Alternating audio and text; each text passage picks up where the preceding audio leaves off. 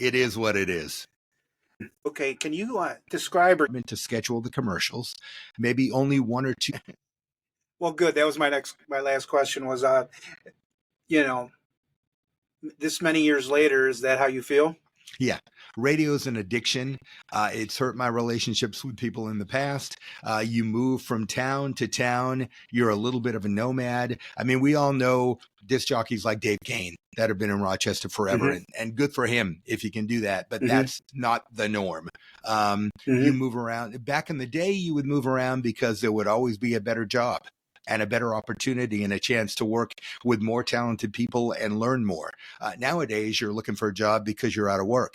There are so many people in this industry that didn't get out and didn't look at it the way I did. I moved from the bigger markets to the smaller markets because I thought they were more secure.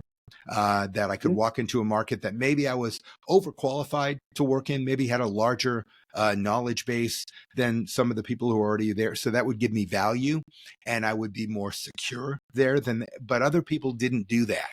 And now there's nothing wrong with working at Home Depot or Lowe's or selling real estate or driving for UPS, but people who kind of held on to those big market radio dreams. I'm important. I'm in a big market, and didn't give them up. Are that now radio has turned their back on those people, and I feel badly about that. But it's a high stress profession. Radio is a brick and mortar business, which is on the air 24/7, 365 days a year.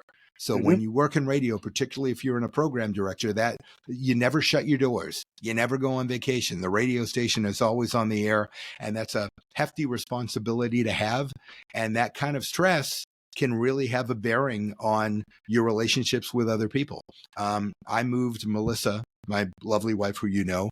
I met her in Syracuse. We moved to Portland, where I programmed a radio station there, then back to Syracuse. And then it was time to kind of get out, to not be moving all over the place. I had done the moving as a young man before I got married, and it was time to find something different.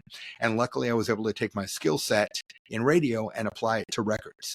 And I think, I want to give myself a lot of credit for making the right decisions. A lot of times they were by accident and I just got lucky, but I'm real glad where I ended up because I'm secure in my job. I'm still part of radio in some way, shape, or form every single day.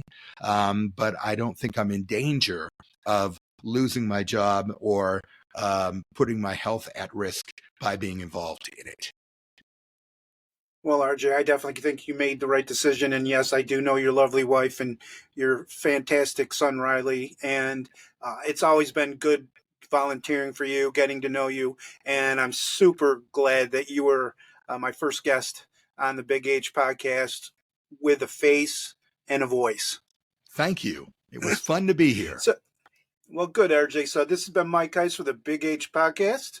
We'll be back in future weeks with future topics. Good day.